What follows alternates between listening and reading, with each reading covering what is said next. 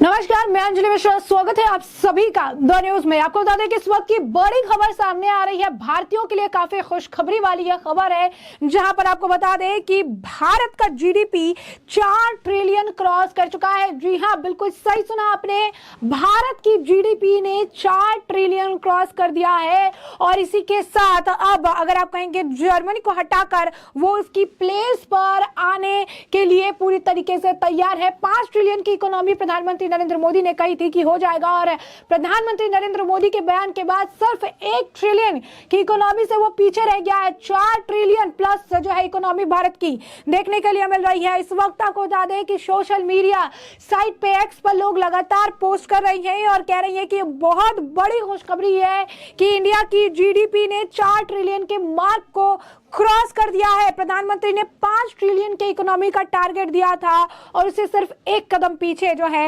आपको बता दें कि रविंद्र जो है जडेजा की वाइफ और आप कह सकते हैं बीजेपी की जो है एमएलए हैं, उन्होंने भी इसे लेकर पोस्ट किया है। उन्होंने भी इसे लेकर कहा है कि प्रधानमंत्री नरेंद्र मोदी जी के नेतृत्व में भारत के इकोनॉमिक पॉलिसीज जैसे कि जीएसटी वगैरह जो इंडिया में अब है, उसने अब ग्रोथ दिखाई है और 4 ट्रिलियन जो है डॉलर की इकोनॉमी को क्रॉस कर दिया है, जो कि बहुत ही ज्यादा खुशखबरी की बात है, जो कि बहुत बड़ा अगर आप देखेंगे तो ये दाव है, बहुत उम्दा अगर आप कहेंगे कि ये बात जो है देखने के लिए मिल रही है, जहां भारत लगातार प्रोग्रेस करता नजर आ रहा है और जीडीपी अब 4 ट्रिलियन जो है पार हो चुकी है। यही नहीं, कहा जा रहा है कि 2030 तक तीसरी सबसे बड़ी इकोनॉमी भारत बन जाएगा। स्टार्टअप का इसमें अहम रोल होगा। सीए नागेश्वरन ने यह बड़ा बयान दिया है, जहां पर उन्होंने कहा है कि वो वक्त दूर नहीं जब भारत इन 3 में से किसी एक में शामिल होगा। बता दें आपको, प्रधानमंत्री नरेंद्र मोदी ने भी कई बार ये बयान दिया, कई बार अगर आप कहेंगे मन से खड़े होकर ये बात उन्होंने कही। कई बार उन्होंने कहा कि इस बार देखेंगे कुछ बड़ा बदलाव होगा। इस बार अगर आप देखेंगे कि 3 सबसे बड़ी इकोनॉमी में भारत का नाम भी जुड़ेगा, भारत भी जो है इसमें शामिल होगा। और आज अगर आप देखेंगे तो ये अपने आप में एक बहुत बड़ी बात है कि 4 ट्रिलियन की इकोनॉमी का जो जीडीपी जो है ये क्रॉस कर चुका है और 5 ट्रिलियन की प्रधानमंत्री नरेंद्र मोदी ने एक बात कही थी। सीए नागेश्वरन के द्वारा भी काफी कुछ जो है कहा जा रहा है। विस्तार से हम आपको समझाते हैं क्या कुछ कहा जा रहा है। भारत तेजी से विकास की राह पर है। भारत की विकास दर G20 देशों के भी दूसरे स्थान पर है और बढ़ती बाजार इकोनॉमी में औसतन लगभग दोगुनी है। और इस लचीलेपन की वजह मजबूत आर्थिक मांग, मजबूत सार्वजनिक बुनियादी ढांचा निवेश और मजबूत वित्तीय क्षेत्र है। और इस बीच भारत सरकार के मुख्य आर्थिक सलाहकार सीए वी अनंत नागेश्वरन ने कहा कि स्टार्टअप भारत को अपनी महत्वाकांक्षी विकास संबंधी लक्ष्य हासिल करने और कुछ सालों में दुनिया की तीसरी सबसे बड़ी इकोनॉमी बनने में महत्वपूर्ण जो भूमिका है वो निभाता हुआ नजर आएगा। आपको बता दें कि महत्वपूर्ण भूमिका निभाएगा, ऐसा वो कह रहे हैं। 7 सालों में 7 ट्रिलियन डॉलर की इकोनॉमी हो जाएगी, ऐसी जो है उनके द्वारा बातें कही जा रही है। कार्यक्रम के तीसरे और अंतिम दिन केरल स्टार्टअप मिशन KSUM के हडल ग्लोबल 2023 के लीडरशिप टॉक देते हुए नागेश्वरन ने बताया कि तिरुवनंतपुरम सहित देश के टियर 2, टियर 3 शहर स्टार्टअप पावर हाउस के रूप में उभरते हुए नजर आ रही है, जिसमें कोई शक नहीं है। नागेश्वरन ने कहा कि जैसा कि आप सभी अच्छी तरह से जानते हैं, हम दुनिया की 5वीं सबसे बड़ी इकोनॉमी है, जो कुछ सालों में तीसरी सबसे बड़ी इकोनॉमी बन जाएगी। वास्तव में मैं कहूंगा कि 7 इन 7 चर्चा का नारा है, यानी 7 वर्षों में 7 ट्रिलियन डॉलर की इकोनॉमी हो जाएगी और यह 2030 तक संभव है यदि भारत अपने वर्तमान विकास पथ को बनाए रखता है। और इस यात्रा में स्टार्टअप उद्यमी एक महत्वपूर्ण भूमिका निभाने जा रही है। भारत में स्टार्टअप्स की सक्रिय भागीदारी होगी। नागेश्वरम ने कहा कि भौतिक और डिजिटल बुनियादी ढांचे के विस्तार की नींव पर व्यापार मॉडल विकसित करने में भारत में स्टार्टअप्स की सक्रिय भागीदारी देश के लिए दक्षता, राजस्व और आर्थिक रिटर्न उत्पन्न करना जारी रखेगी। उद्यमिता और नवाचार की संस्कृति एक महामारी है जिसे भारत लगातार अनुभव करता चाहेगा।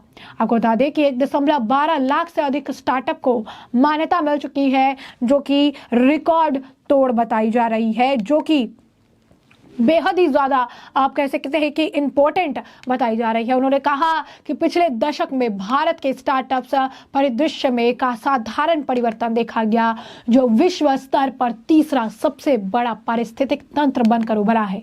वर्तमान में 763 जिलों में उद्योग का संवर्धन और आंतरिक व्यापार विभाग द्वारा 1.12 लाख से अधिक स्टार्टअप को मान्यता जो है दी गई है, और ये काफी बड़ी बात है। आपको बता दें, सीईए ने कहा कि उनमें से कई यूनिकॉर्न है जिनका कुल मूल्यांकन लगभग 350 अरब डॉलर है। साथ ही इनोवेशन क्वालिटी में भी काफी चीजें देखने के लिए मिली है। इनोवेशन क्वालिटी में भी देश दूसरे स्थान पर है। नागेश्वरन ने कहा कि भारत में नवाचार केवल कुछ क्षेत्रों तक ही सीमित नहीं, क्योंकि स्टार्टअप 56 औद्योगिक क्षेत्रों में समस्याओं का समाधान कर रही हैं, जिनमें से 13% आईटी सेवाओं में से 9% स्वास्थ्य और जीवन विज्ञान से 7% शिक्षा से 5% कृषि से और खाद्य और पेय पदार्थों से 5% है। तो आप देख सकते हैं कि कितनी बड़ी ये चीज है कि भारत किस तरीके से लगातार जो है ग्रोथ कर रहा है, लगातार अगर आप कहेंगे अग्रसर है, आगे बढ़ रहा है, और उसे कोई भी रोकने के लिए, अब अगर आप कहेंगे कोई भी उसके सामने आज के वक्त में नहीं है। भारत अपनी मजबूती के साथ बहुत ही तेजी से आगे बढ़ता हुआ नजर आ रहा है। उन्होंने कहा कि यह ध्यान रखना महत्वपूर्ण है कि 49% स्टार्टअप टियर 2 और टियर 3 शहरों में से है, जो एक गेम चेंजर जो है हुआ है, जो एक गेम चेंजर जो है रहा है, क्योंकि इन स्थानों में व्यावसायिक लाभ उद्योगियों को टियर 1 शहर की तुलना में कम लागत पर काम करने में सक्षम बनाते हैं। तो अगर आप देखेंगे तो ये बहुत बड़ी बात है कि किस तरीके से आगे बढ़ने का काम किया जा रहा है, किस तरीके से लगातार जो है पकड़ जो है बनाई जा रही है, चाहे वो जीडीपी पे हो या इकोनॉमी पे हो, और भारत अग्रसर होता हुआ नजर आ रहा है। और जब बात जीडीपी की हो, जब बात इकोनॉमी की हो, तो राहुल गांधी और एक इंटरव्यू की याद आती है। राहुल गांधी ने जो आरबीआई के, अगर आप कहेंगे कि जो है एक व्यक्ति है, उनसे लिया था, और राहुल गांधी जो है उनका ये कहिए कि जो वीडियो है वो भी सोशल मीडिया पर बड़ी तेजी से वायरल हुआ था, जहां पर वो जीडीपी को लेकर बात कर रहे थे, जहां पर जो है